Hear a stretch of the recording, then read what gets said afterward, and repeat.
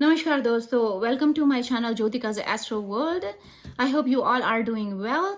आज का टॉपिक है राहु के रोचक उपाय।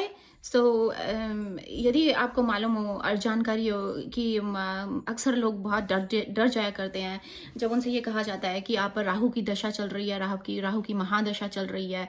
पर जैसा कि हम सब जानते हैं कि यदि राहु आपका अच्छा हो कुंडली में तो आपको काफ़ी उन्नति, तरक्की और हर तरह की सुख सुविधाओं से वंचित नहीं रहना पड़ता।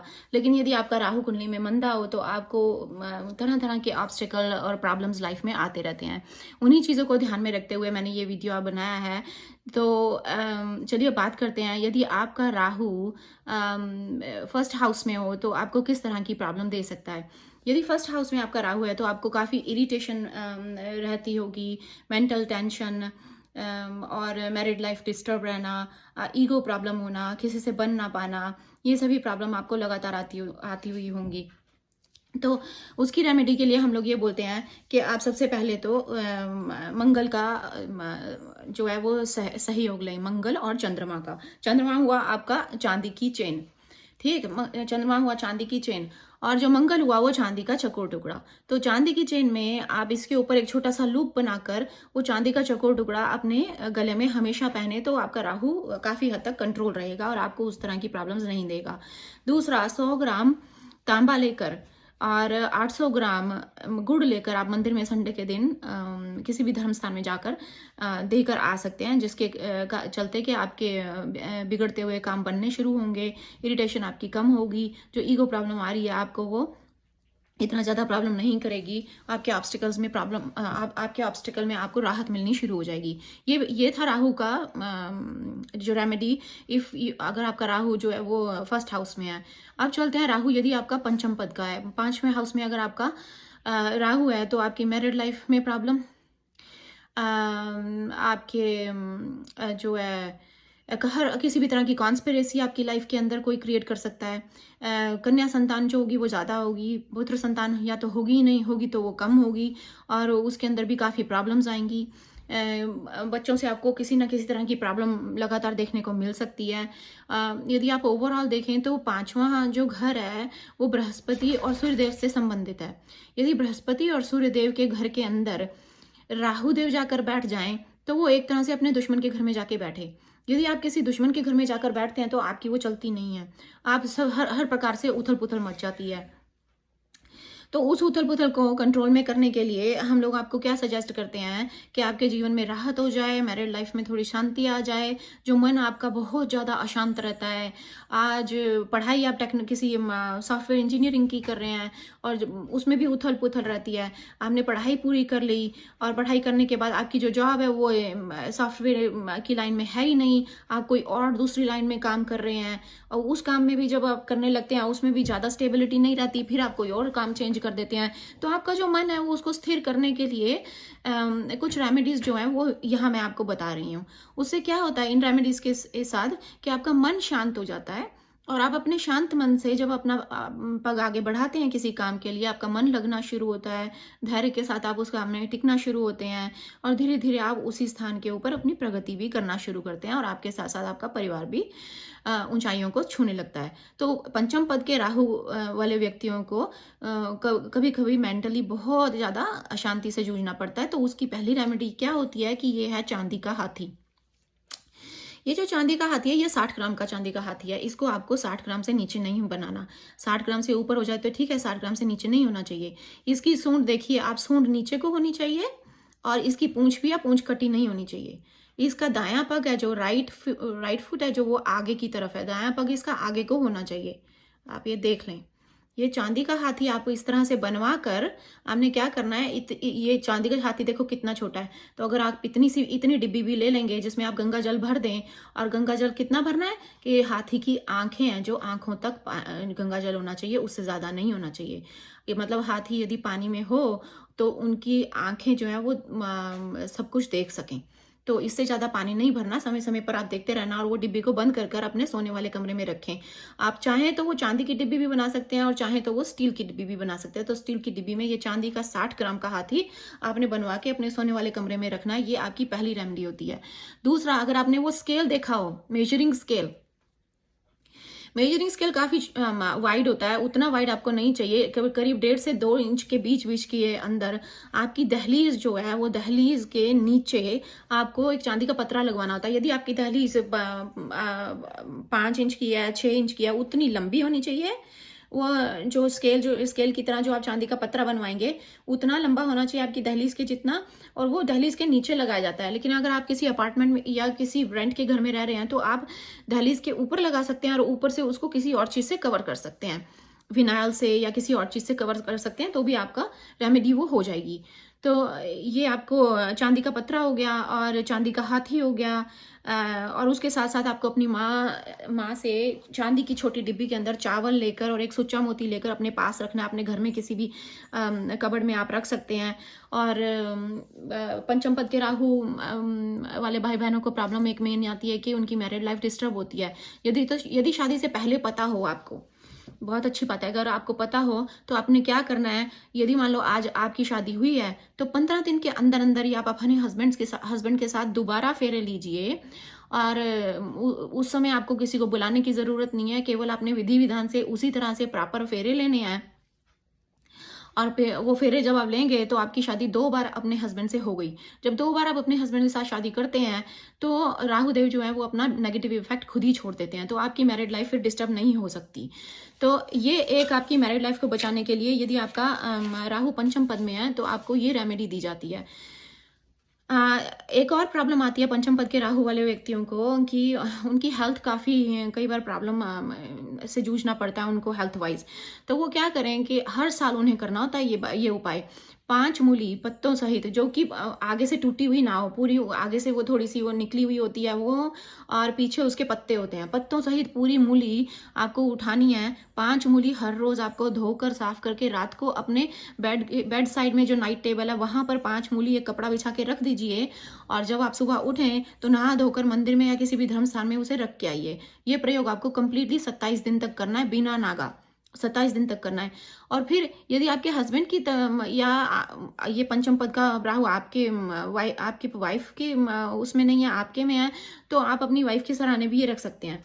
तो आपके स्पाउस की अगर तबीयत खराब हो तब भी आप ये 5 मूली वाला प्रयोग 27 दिन तक अपने हस्बैंड की बेड साइड जो नाइट टेबल है वहां रखिए और सुबह उठकर धर्म स्थान में उसको दान देकर आइए। 27 दिन तक ये लगातार कीजिए, उससे आपकी सेहत में सुधार होगा और आपको हर साल ये प्रयोग करते रहना है। आगे बढ़ते हैं। राहु यदि आपका 7th हाउस में है, 7th हाउस जो है वो आपका पार्टनर का स्थान है, आपके लाइफ पार्टनर का स्थान है, बिजनेस पार्टनर का स्थान है। यदि उसके अंदर आपको प्रॉब्लम आती है, यदि राहु आपका उधर है, तो आपको सबसे पहले तो किसी के साथ बिजनेस में पार्टनरशिप नहीं करनी। आपको जो बिजनेस करना है वो अकेले ही करना है, क्योंकि पार्टनरशिप में करोगे वो डूब जाएगा। डिवोर्स की स्थिति हर हालत में आ जाती है यदि आपका राहु 7th हाउस में है। लेडीज को क्या प्रॉब्लम आती है, फैब्रॉइड्स की, पीसीओडी की, एक्सेस ब्लीडिंग की, कंसीव ना कर पाना, कन्या संतान का ज्यादा होना, पुत्र संतान का हो ही ना पाना। और यदि आपकी शादी नहीं हुई है तो मैरिज में बहुत ज़्यादा डिले हो जाना। तो इन सब प्रॉब्लम से निजात पाने के लिए आपको क्या करना है, टीन का डिब्बा लेना है। मेरे पास इस समय टीन का डिब्बा नहीं है, लेकिन मेरे पास ये स्टील का डिब्बा है। तो आपको क्या करना है, टीन के डिब्बे के अंदर 1 लीटर टीन के डिब्बे के अंदर आपको गंगा जल भर लेना है। गंगा जल भरने के बाद या किसी पवित्र नदी का जल भर के आपको उसके अंदर, जैसे मैंने आपको ये ठोस हाथी 60 ग्राम का दिखाया, आपको क्या करना है 10 ग्राम की चांदी की, प्योर सिल्वर की चांदी की जो ईंट है वो लेकर वो आपको गंगा जल के अंदर डाल देनी है, पूरा डूब जाइए। तो 1 लीटर के अंदर टीन के डिब्बे में, स्टील के डिब्बे में या चांदी में नहीं, टीन के डिब्बे में आपने लेके चांदी की जो वो ठोस ईंट आप बनवाएंगे, ब्रिक बनवाएंगे, 10 ग्राम के अंदर डाली और आपने ऐसे ये ढक्कन बंद किया।